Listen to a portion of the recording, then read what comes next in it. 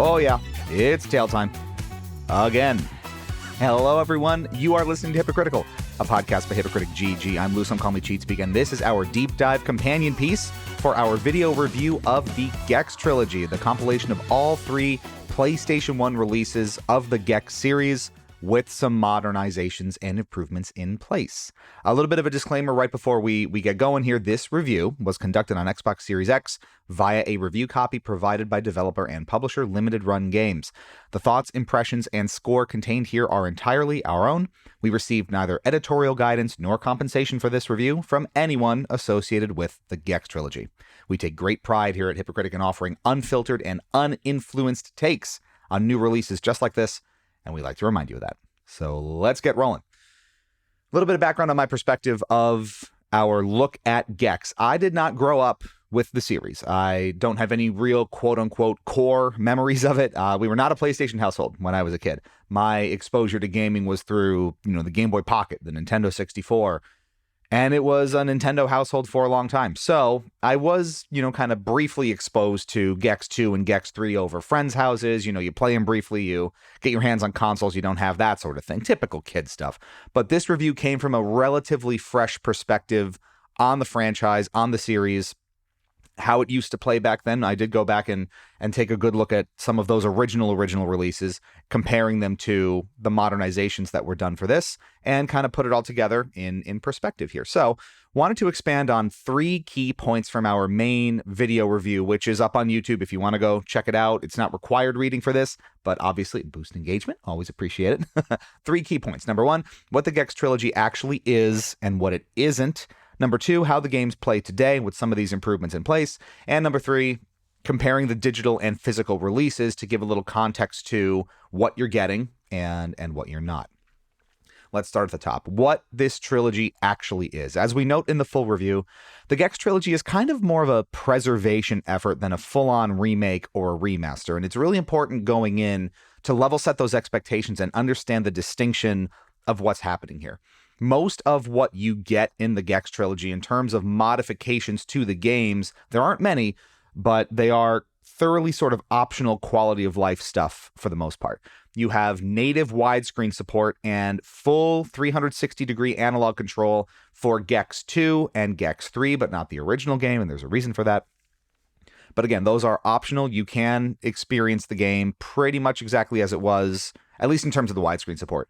Back in the day, there are borders, there's a CRT filter, the usual sort of stuff you would expect. And then the normal sort of emulator-based improvements in projects like this, save states, rewinding pretty far back in terms of how much you've played, and performance improvements where these games will play flawlessly at a very locked frame rate, where on the original release on the PS1, they would maybe chug a little bit. And you get your standard slate of bonus features as well. You get concept art, trailers, and TV spots for the games when they were, first released and out there in the marketplace. Bonus features like a multi-part interview series with the U.S. voice of Gex, Dana Gould. You have footage of levels from other versions of Gex that aren't included here, prototype footage, some other fun goodies for real serious fans of the series who know its history, who know all the different iterations of it across time, and that sort of thing.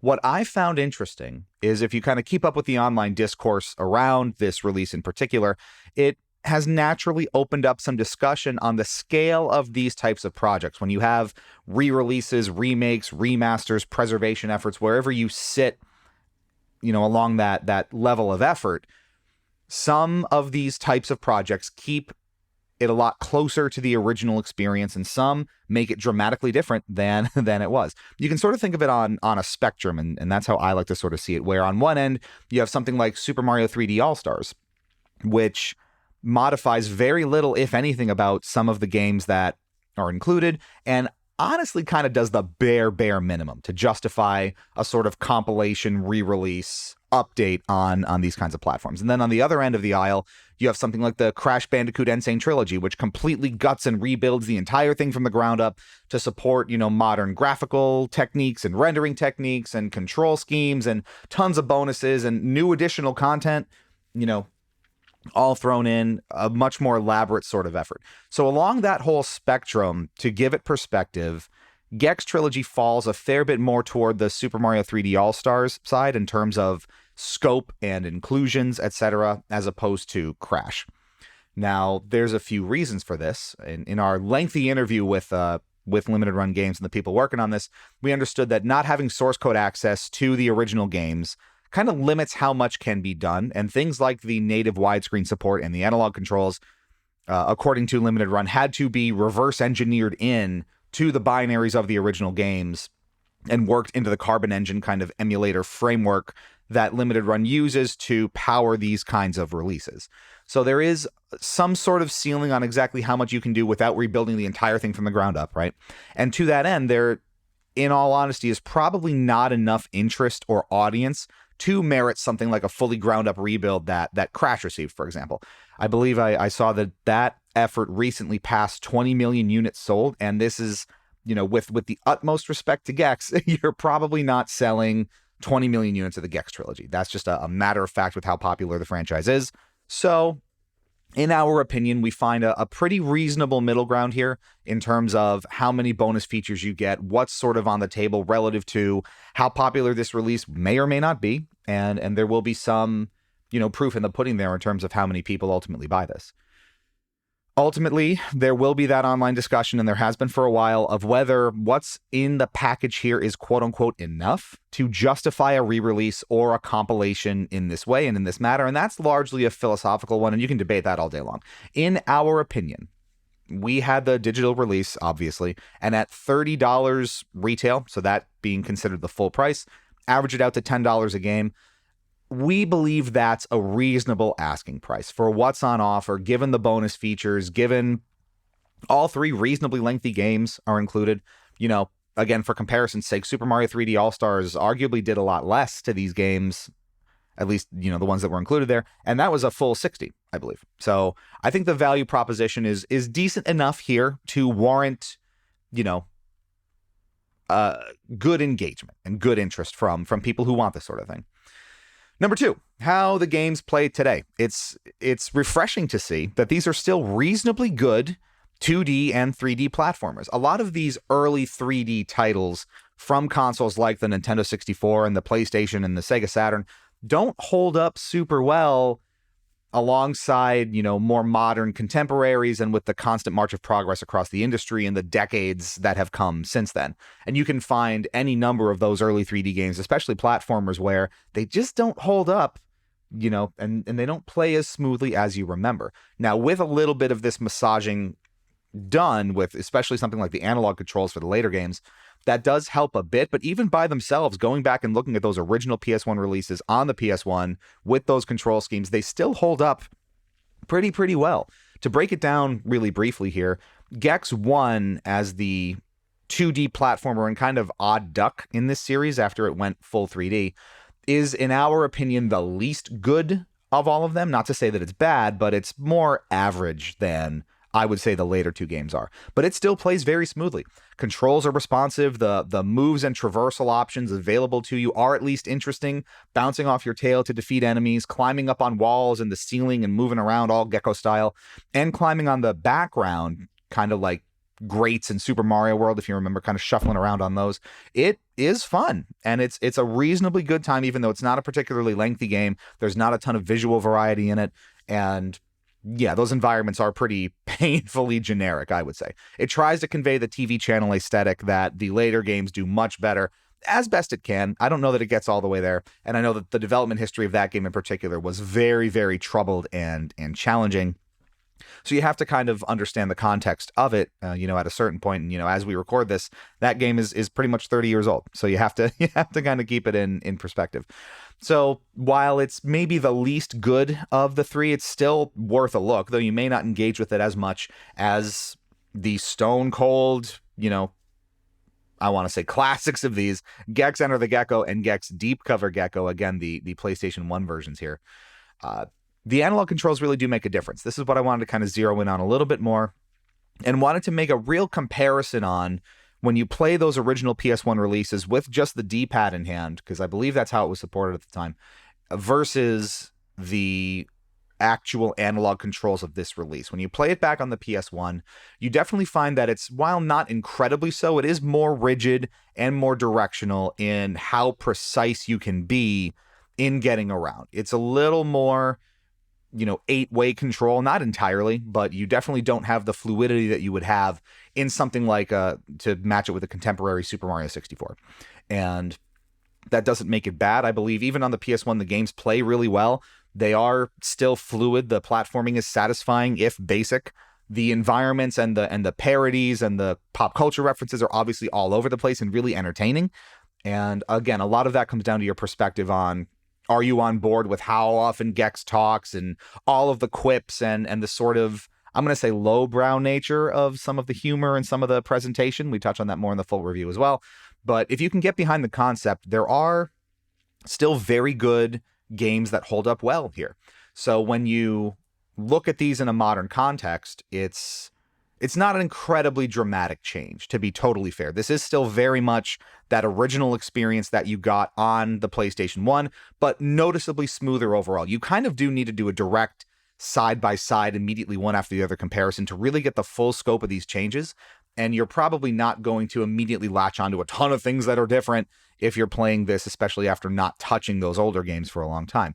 But for as few as those features are in terms of, check boxes on the back of the box, they are noticeable and appreciable, and they do ultimately make the games better, though there may be more subtle changes than you might see in a full-on, like I said, ground-up rebuild of something like this. So that alone, the quality of the product there is pretty good, and it was encouraging to see that by and large, the games are as fun as they were back then, and even a little more so with them controlling a little more smoothly. Number 3, we want to kind of expand on the availability of the game and its different release versions and editions for those who are interested. So to put it all together and in context, again, watch the video for all of it, but we give the game 3.5 Gloobies out of 5, the entire trilogy. The games are still fun. The games are still pretty good. And in our opinion, at least the $30 digital edition is worth the asking price if you really enjoy this series, or you haven't touched it in a very long time and you are just ultra curious to scratch that itch again and dig into some of your nostalgic memories of it. I don't know how attractive this package is going to be if you don't already have some sort of vested interest in Gex. Maybe there's some overlap in people who have seen, creators like Dunkey or Scott the Woz memeing on this series endlessly, kind of wanting to see where it all came from and checking out whether it is good or not. So that sheer kind of morbid curiosity factor may play a part, but largely it seems the audience for this will be people who had, as is often the case with these kinds of re-releases, people who have some form of attachment to this series or a particular game in it for some reason. So let's talk about the actual versions now. The digital version, as we record this on June 16th, 2025, the digital version is available now, and $30 US for most of the major consoles that are available today on all the major platforms. PlayStation 5, the Xbox Series consoles, the Nintendo Switch and the Switch 2, and PC. No PlayStation 4 version, and I believe, don't quote me on this, but no original Xbox One version as well. You may need a Series console to play this. There is also a note on the Switch 2 if you're listening to this immediately after release. Nintendo, according to Limited Run, was slow in getting the support patch for the Nintendo Switch 2 available for that game. So again, as of recording right now, late morning Eastern time, June 16th, 2025, doesn't work. Keep that in mind if you're trying to play this on the Switch 2. However, I assume, some point in the very near future that compatibility will be available, and Limited Run is advertising it as compatible with the Switch 2. So keep that in mind, depending on when you're listening to this. The timing of your putting this into your ears also matters in terms of availability of the 3 physical editions. So let's run through those quickly. There are multiple ways you can indulge in this in tangible form if you'd like.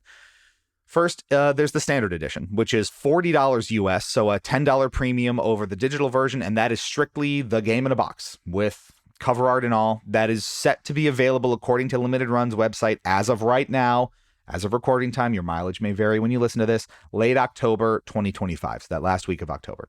Again, just the game in the box for the standard. The classic edition sells for $75 US. It is the game itself, plus a retro-styled PS1-looking box. That it comes in a steelbook, a curated soundtrack, so not the entire thing across all 3 games, but select tracks, and a poster. According to Limited Run, that is due to ship in late November 2025. And then there is the Tail Time Edition, which is $200 US. That is a lot of money for Gex, but you get some interesting things in there. So you get the game, plus the retro box, plus the steelbook, plus the poster, pretty much everything from the Classic Edition, a full soundtrack for all of the games. So you get all of it in physical form, a 36-inch, so a 3-foot tall inflatable Gex doll, which, I mean, do with that what you will, a 7-inch Gex statue, a remote pin, like, TV remote, trading cards, and really curiously, a box with art by Yoshitaka Amano of Final Fantasy game. Yes, that Yoshitaka Amano did art for Gex. Go figure. What a world we're living in. The Tail Time Edition is set to ship in spring 2026, so I believe late March, again, according to Limited Run. I imagine, again, by the time you're listening to this, maybe they've shipped, maybe they're not, maybe they were delayed, maybe things have changed, but that's the latest information we have right now. In terms of those physical editions, the value proposition obviously fluctuates a bit depending on how attached you are to this. Are those extra goodies worth it? $200 for the Tail Time Edition? How badly do you want that inflatable Gex doll and that Gex statue? That's even more subjective than the baseline digital release or the standard one, $40 for the game in a box, right? And ultimately, again, that's where it kind of all comes down to. From our perspective, we spent time with the digital version, have not seen or looked at the physical editions at all, can't speak to the value prop on those. But again, for $30 US on a modern system with minor but appreciable quality of life improvements that are optional, in our opinion, it's a reasonable asking price. Hence the 3.5 Gloobies out of 5, all things considered. You may feel differently. Maybe you were expecting more from this sort of release. Maybe you needed more quality of life enhancements or a bigger revamp to make this worth it for you. Maybe, you just don't have that level of attachment and $30 sounds like too much. That's where it all gets really subjective. From our opinion, I personally would have paid $30 for this if it was put in front of me, if I had that level of attachment to Gex. And again, maybe for the sheer morbid curiosity factor. That is ultimately up to you. And that's where you can chime in with our post-show comments on our Discord. Look at that. That was a phenomenal segue. What's your experience with Gex? Did you play these games growing up? Did you enjoy them? Did you not like the puns and the humor and the silly stuff? Did that keep you away from it? Regardless of that, are you planning to engage with the Gex Trilogy now? Do you already have it? Have you played it? What are your thoughts on it? What would it take to get something like this on your radar? Let us know in our Discord.